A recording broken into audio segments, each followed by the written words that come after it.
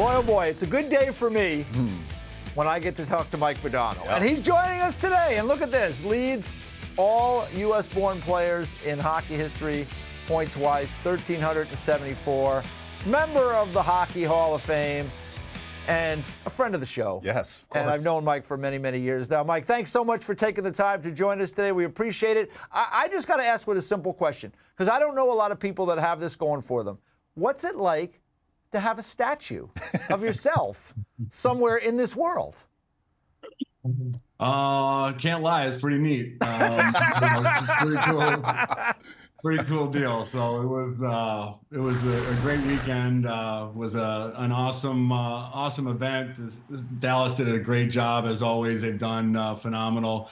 Brad Alberts and Dan Stukel, guys that you know well from back in the day. So they just put on a great show, and boy, man, the color, the whole look, the whole thing turned out great. So was pretty happy. Everybody was there enjoying it, family, friends. So it was pretty emotional. We got rained out. We had to take it inside, but I think that was even harder to do in front of the whole fans. So it was a tough one. Mo, what was the main emotion that you were feeling?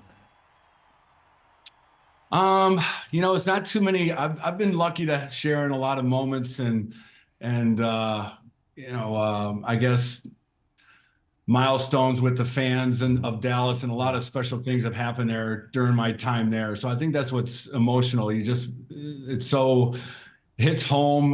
There's a lot of great accomplishments we did individually, myself and our team wise. I felt like this was kind of the final celebration that we could have, but to have a statue, doing the jersey, the retirement, everything that we've done down there. I mean, it's just, the fans were a big part of it. To sell the game down there that we thought wouldn't exist, it wouldn't happen, be successful, to turn out the way it is. I mean, that really meant more than anything. Well, listen, you deserve it. There's no question. You were part of helping grow that game in Dallas. If anybody deserves it, it's you. I want to ask you this, because I've referenced this a few times. I was there when you guys came from Minnesota, the North Stars, to come to Dallas, the Dallas Stars. We're seeing something similar right now with the Utah Hockey Club.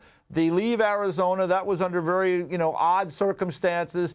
They become a new franchise in Utah. They're a new franchise, but the same players. I felt you guys got a really big bump of energy from being in Dallas that year. Go back in your memory. What was that like to be the new kid in town like the Utah Hockey Club is there in Salt Lake?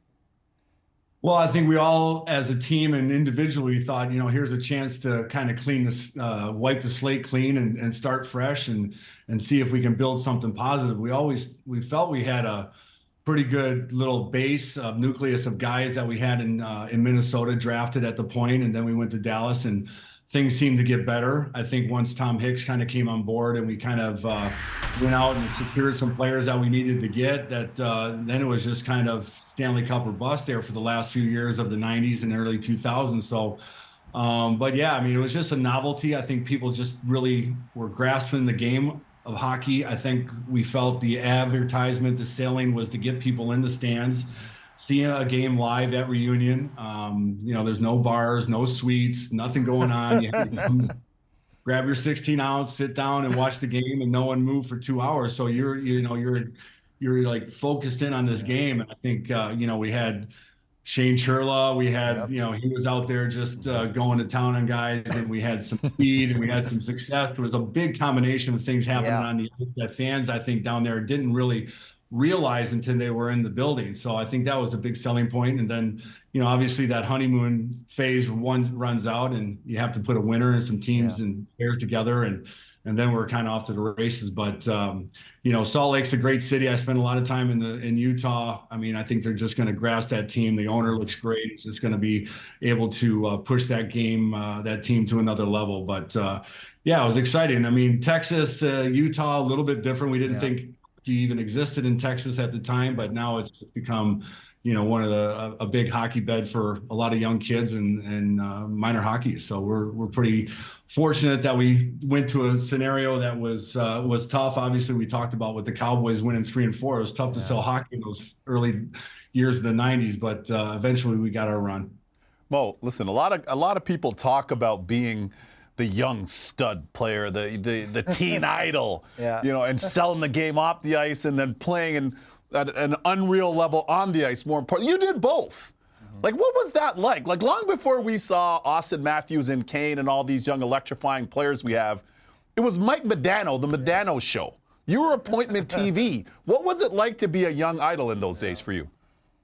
You know, I just, you don't have the, I guess, the attention like you have now with everything that's, you got YouTube, you got just the internet. I mean, you just inundated with highlights and everything every day of games and radio shows and TV shows, 24/7 hockey. So you didn't really have that much for ourselves going on at the time. So a lot of it was, you know, you're selling to your local fans, you're selling to Dallas, trying to get the fans to buy into the game, to get excited about it, the entertainment factor. So I think we're trying to be a little bit cuter than we probably needed to be, and you know, be creative and entertaining, put some numbers on the board, have a fun type of game, that style that we did play.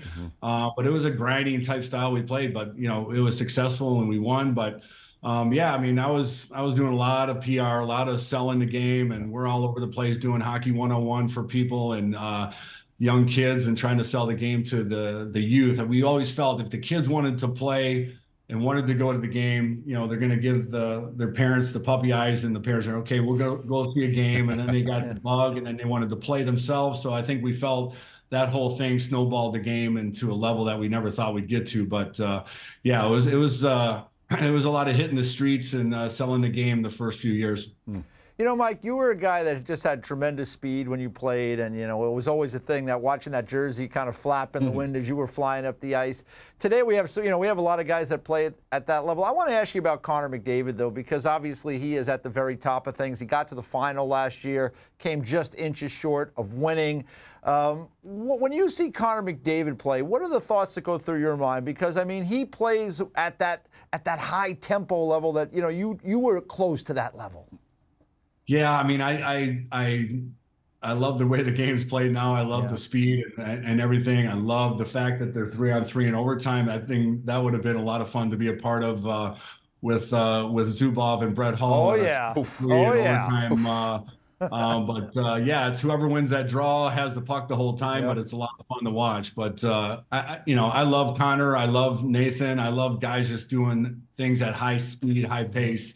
You know, the one thing that just drove Hitch and Bob Gainey nuts is I did all our skating drills with a puck, you know, and it drove them crazy, like put the puck away, but they bag skate us, stop and starts. I always wanted to do the pucks. I felt there was always this like level of speed with the puck. Yes. Without it. So, you know, I felt if I could, you know, I could move without it, but if I could keep that speed up when I do hit the puck, and you have that separation, you find some space, and you know, Connor does that better than anybody in the game, you know, just the all-out speed. But these guys come late. They come through the neutral zone with 100 miles an hour, and it's fun to watch. But, yeah, I mean, I think, you know, Hitch tried to reel in some of that speed and say, hey, you need some stop and start in your game, face the puck a little bit. But then, you know, to learn that, he started having me kill penalties. I'm like, there's no better way to be better in your own zone is to kill penalties. You have to stop, be in the face-off zone, good on draws, get your stick in the lane. So it helped me evolve that 5-on-5 game to, you can't score in your own zone anyway, so you got to build some speed as you go. But you know, I'm a big Connor fan. Love watching him. Mo, well, you told me life's busy for you guys right now. How so? Tell the fans what you guys are up to. He is busy. Yeah, he is busy. Yeah, tell the fans. Well, we graduated from the minivan. We got a big Suburban now, so we don't have to worry about the doors getting flinged open and hitting other cars in the parking lot where I got to leave a note. Hey, we dinged the door. Call me. We'll get things fixed. But yeah, it's all out basketball. Our twins made the travel basketball team. Sweet. So that's a out deal. So they love that. We'll, like I told you, we'll be going to the Vikings game this Sunday against the Lions. Big game there, the old Norris Division rivals. But yeah, some of them, the younger ones are hockey, a lot of tennis, soccer. I mean, man, we're just going. So you have 5 children, right? I think so. We're not trying to get him in trouble. You might have 7. We're not trying to get him in trouble. You might have 7. So, you know, who knows?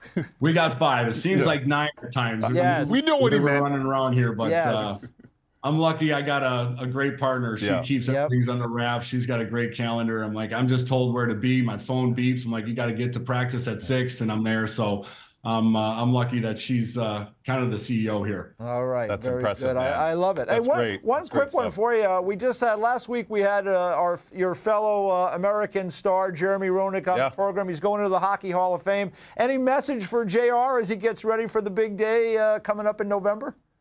I'm happy for him. You know, it's been a long time coming, and you know, my greatest JR story is like we had such great rivalry when he was in Phoenix and LA, and you know, he goes to San Jose. We're getting towards the end of our career, and you know, the puck, we're playing in Dallas at American Airlines Center. The puck goes in our own corner in our own zone. I go back to get it. Then I hear this voice behind me saying, "Hey Mo, it's me. I'm right behind you. Everything's good." I'm like, so I turn around. I'm like, JR, that's not like you. You wait to, you know, I'm kind of coming around in that or something else. I'm like, what happened to you? You were getting soft and nice in your old age. So, you know, it's not like before you'd come.